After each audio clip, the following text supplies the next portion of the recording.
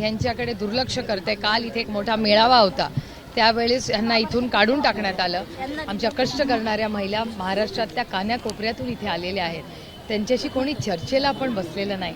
आता एक अभ्यास काहीतरी गट वगैरे केलेला आहे उमेदच्या महिला, अभ्यास गट करण्याची गरजही नाही आहे। अनेक वर्ष ते अतिशय उत्तम काम करत आहेत। नुसता अभ्यास गट करून हा प्रश्न सुटणार नाही आहे। तातडीने त्यांना त्यांच्या मागण्या पूर्ण झाल्या पाहिजेत अशी आमची आग्रहाची भूमिका आहे।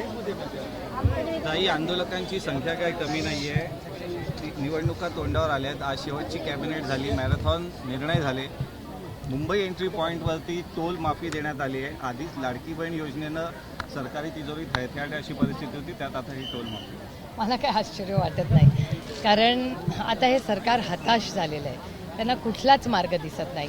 लाडक्या बहिणींची योजना तर केली त्यांनी, पण त्यांना हे लक्षात आलेलं आहे की लाडक्या बहिणी फार हुशार आहेत। लोकसभेला त्यांना बहिणी लाडक्या नव्हत्या, जेव्हा दणका बसला लोकसभेला त्याच्यानंतर बहिणी लाडक्या झालेल्या आहेत। त्याच्यामुळे या महाराष्ट्रातली मायबाप जनता ही फार हुशारही आहे आणि ती स्वाभिमानी आहे, आणि अशी नाती पैशांनी विकत घेता येत नाहीत। हेच त्या सरकारचं दुर्दैव आहे।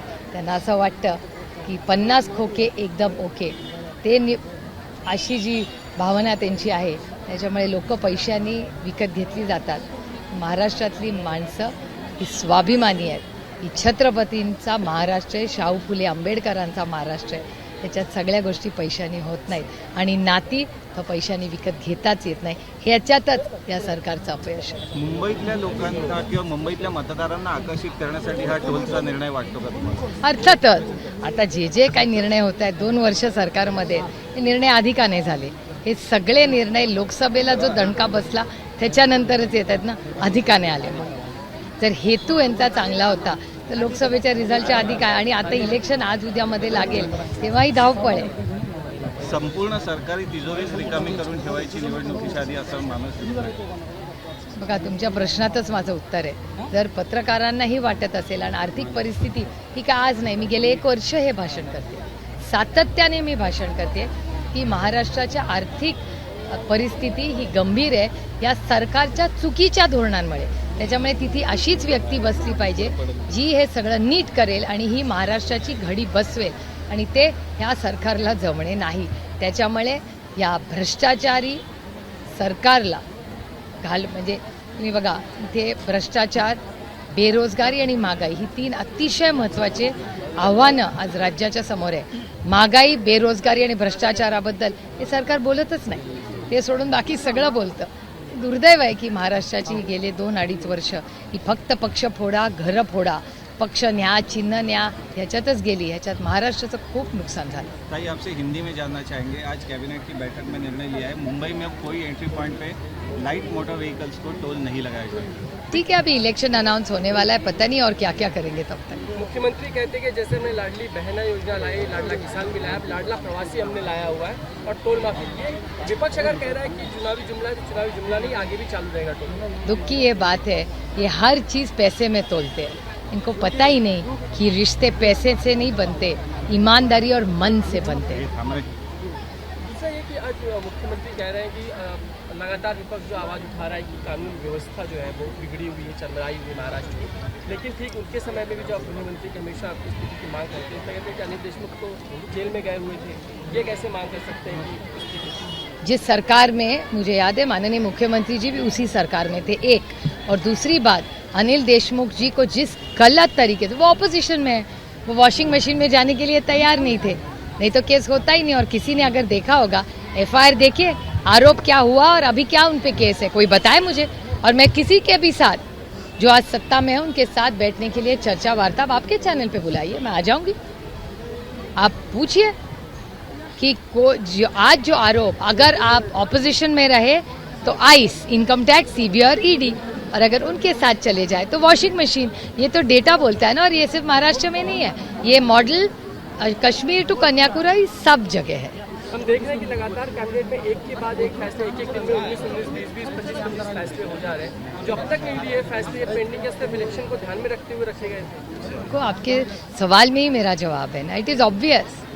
अगर ये इतनी बुरी तरह लोकसभा का रिजल्ट नहीं आता और जिस तरह से उनको दिख रहा है अभी लोक विधानसभा में क्या होगा, इसीलिए तो सरकार मेहरबान है। हम देख रहे हैं कि महिलाएं इतनी कड़ी धूप पर बैठी हुई, जिस मांग को लेकर स्वतंत्र विभाग उनको चाहिए, सरकार का कोई भी नुमाइंदा यहाँ पे आने की बात सुनने को तैयार नहीं। एक और लाडली बहना और दूसरी और कहे अनास्था, क्योंकि वो झूठ है पूरा। ये जो सरकार है वो असंवेदनशील है और उनको सिर्फ वोटों से और कुर्सी से प्यार है। एक महत्त्वाचा मुद्दा आहे की काल माजी मंत्र्याची हत्या झाली, त्याचबरोबर त्याच पक्षातल्या एका कार्यकर्त्याची सुद्धा निर्भीडपणे हत्या होती। गेल्या काही दिवसांपासून घटना बघतो, हत्येच्या घटना होत आहेत, बलात्काराच्या घटना होत आहेत। नाही, अजित पवारांच्या गटाच्या 2 नेत्यांच्या हत्या मुंबईत 1 आठवड्यात झाल्या। हे अतिशय वेदना देणारं, अस्वस्थ करणारं आहे।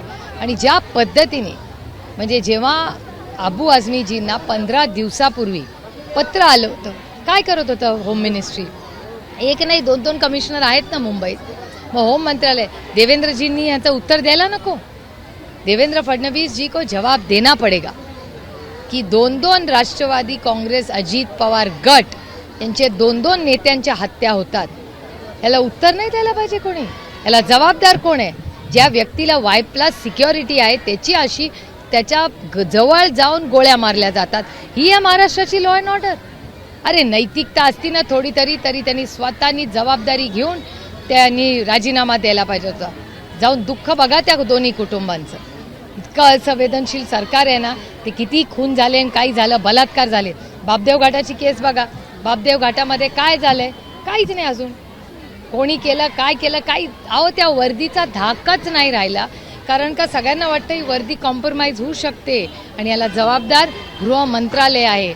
रक्ताची तपासणी बदलू शकते, पोर्सच्या गाडीत तुम्ही असला तर तुम्हाला खून केला तरी माफी होऊ शकते। हे दुर्दैव आहे हे महाराष्ट्राचं। महाराष्ट्रात कधी असं झालेलं नाही। सवाल ये है कि लगातार हम अजीत दल के लोगों से भी हत्या होती है, हम देख रहे हैं कि सरकार के जो बैठे हुए लोग हैं उन्हें वही सुरक्षित नहीं है, और फिर भी मुख्यमंत्री कहते हैं कानून और व्यवस्था हम बनाए रखेंगे, ये वो आशावाद निर्माण करते हैं। ना महिला सुरक्षित है ना बच्चे सुरक्षित है। हिट एंड रन की केसेस बढ़ रही है, महिलाओं के खिलाफ बलात्कार बढ़ रहे हैं और नेताओं के तो खून हो रहे, तो कोई सुरक्षित नहीं है इस राज्य में। इसीलिए ये सरकार बदलनी ही पड़ेगी, क्योंकि इनसे नहीं हो पा रहा है। लॉ एंड ऑर्डर का जो सिचुएशन है, अजीत पवार जी के गट के 2-2 नेताओं की हत्या हुई एक हफ्ते में, 2-2 नेताओं की। इसका जवाब देना पड़ेगा, और दूसरा कोई नहीं मांगे तो वो दोनों फैमिलीज के मैं लड़ूंगी, क्योंकि उस घर की महिलाओं के जो आंसू है वो मैंने देखे हैं। क्या दुख से वो दोनों फैमिलीज जा रही है, मैंने खुद देखे। मुख्यमंत्री दावा करते हैं कि बाबा सिद्दीकी जो दोषी होंगे उनको तो फांसी पे लटकाएंगे। अरे फांसी देंगे, लेकिन उनको वापस लाओगे आप? ला पाओगे? फांसी तो दे देंगे तीनों को पकड़ पे, लेकिन उसके पीछे किसका बड़ा षड्यंत्र है, इसका जवाब मास्टरमाइंड तो पकड़ना चाहिए। और अगर 2 हफ्ते पहले आपको पता था कि उनको ऐसी सिक्योरिटी बड़े थ्रेट है, तो उसको सिक्योरिटी बढ़ाई क्यों नहीं गई उनकी? सोचना चाहिए था सरकार की, इनकी मूवमेंट में ध्यान रखना था। ऐसा इतना कैजुअलनेस इस सरकार का है। कितने बड़े नेता का खून भी होता है, फिर भी आप कैजुअली लेंगे और उसको जस्टिफाई करेंगे। Shame on such a government. ABP माझा, उघडा डोळे बघा नीट।